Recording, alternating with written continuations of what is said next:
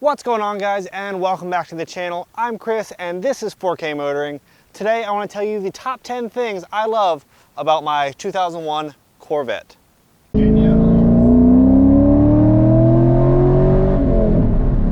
So first I want to say, for those of you that have been following me from the beginning on this channel, you guys have seen this car before and you've seen a lot of this information before. I've definitely appreciated some of your suggestions in making the channel better, and I hope to produce better quality videos. In that effort, I'm going to be redoing some of my older videos. Hope you guys enjoy them.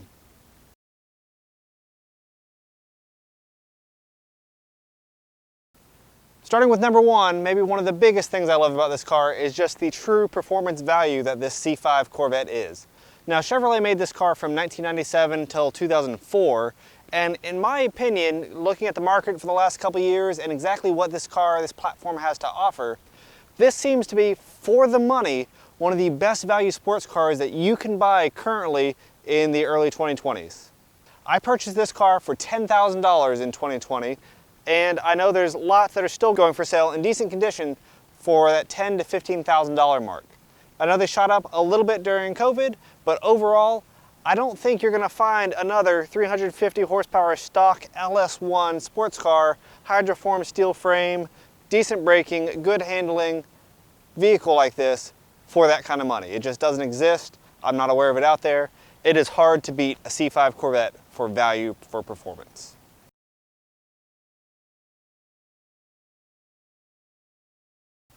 My second favorite feature about this car is the heads-up display. Situated right at the front of the car, this heads-up display provides a lot of very useful information. You can change it from fuel to oil pressure to temperature. There's different brightness settings, and you can even move it up and down. Pretty awesome for a vehicle of this time frame.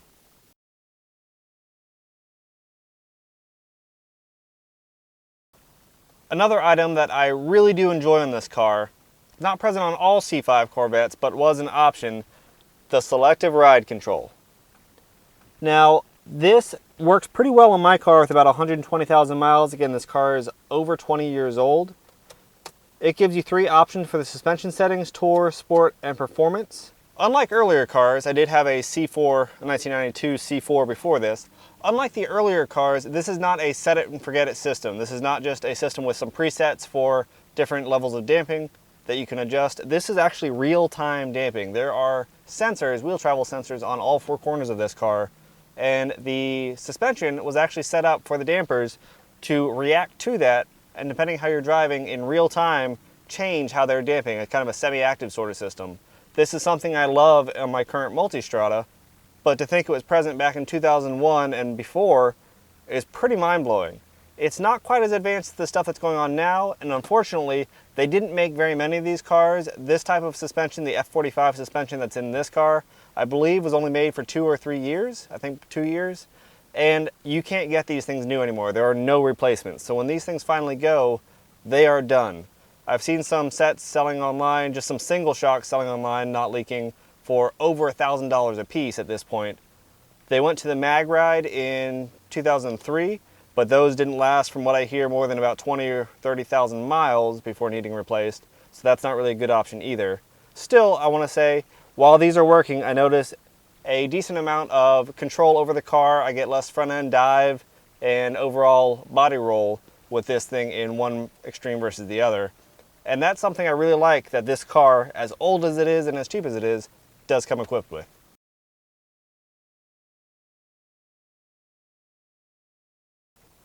You can't talk about the Selective ride control without mentioning the active handling.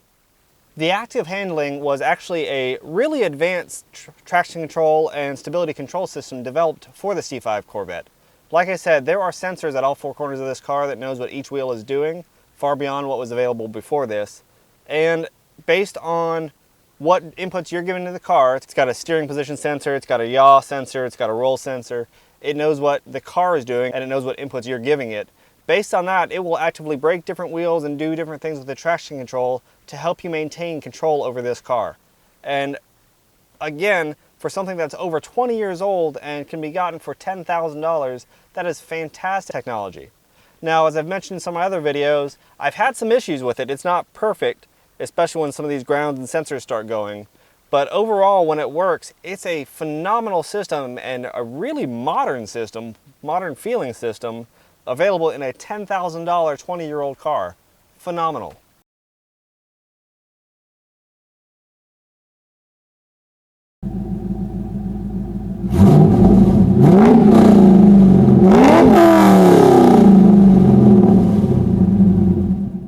As you guys may have heard, the exhaust on this car is pretty phenomenal. Now, admittedly, this is a boreless system with long tube headers. It is not exactly what you'd have from just a base model stock Corvette, but the platform itself, to get the quad tip center exit exhaust and get something that sounds aggressive as this LS1 does, is pretty phenomenal. I get compliments everywhere I go with this car on how it sounds. It is super aggressive in its current form when you're actually driving it aggressively, but if you're just cruising, it really isn't bad. The drone is not terrible, and it's not overly loud in low RPM scenarios. That's definitely one of the reasons that you would buy a car like this, and let me tell you, the C5 Corvette, when done right, does not disappoint.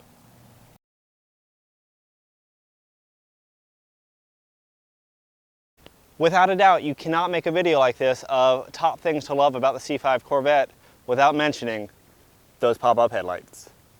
Pop up and down headlights, go! Pop up and down headlights! Pop up and down headlights! Pop up and down headlights! Pop up and down headlights! Pop up and down headlights!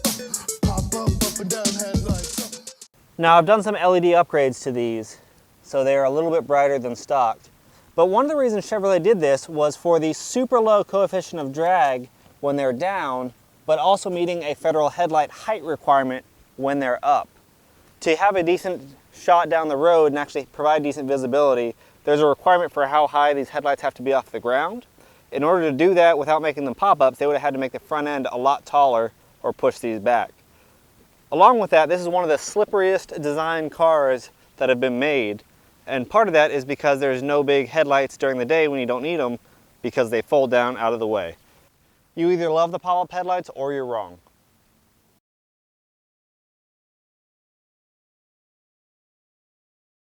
Something I've always loved about these Corvettes is the overall cargo capacity and just daily drivability of them.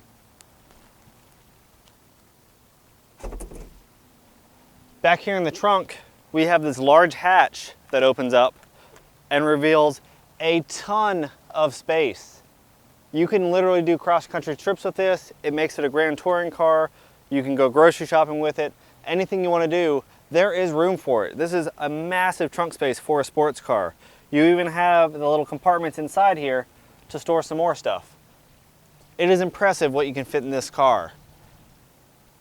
One of my other favorite cars is the Porsche Boxster, and it has a front and a rear trunk, neither one anywhere close to this big. And although you're getting some cargo capacity numbers combined that might sound almost competitive with this, you cannot put large items in it. Without a doubt, this single large cargo space really gives you more options.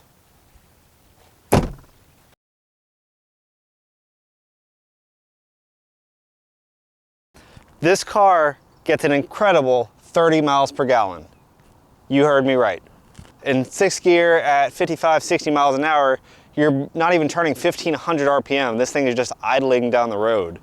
And this thing will do, with its low coefficient of friction, with its large LS1 V8 and low gearing, it will easily do 30 miles per gallon on the highway. Pretty incredible. No doubt when you get on it, if you're on a track or getting on it in the city, it'll drop pretty quick. 16 to 20 is not uncommon for just day-to-day combined driving. But on highway, road trips, that sort of thing, you're gonna get greater than 25 miles per gallon guaranteed in this thing. 30 miles per gallon from a V8 sports car, that's not bad at all.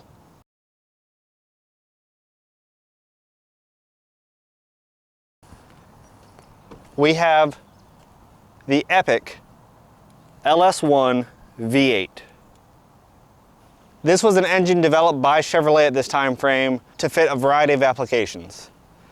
What this has become is one of the most ubiquitous, well-known V8 options in modern times, LS swaps have found their way into everything under the sun, and this car came standard with one. It was a 5.7 liter LS1. The 2001 model here is the first revision of that. They later bumped displacement horsepower as the Corvette generations went on, but this overall architecture lived on. The aftermarket support is fantastic. You can do almost everything that you want to this. There are so many different options for whatever specific kind of build you want, whatever you're looking for. This is without a doubt one of the reasons I love this car.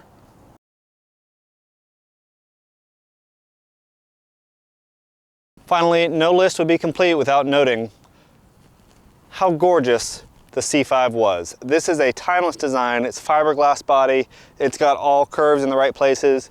And this thing still looks at home on the street 25 years after it was introduced. That is phenomenal. How many other cars can say that? Not many, that is for sure. With a couple small upgrades, no doubt this looks every bit as modern as anything else you'd find on the street currently. It is a gorgeous automobile, and definitely one of my all-time favorite looking cars.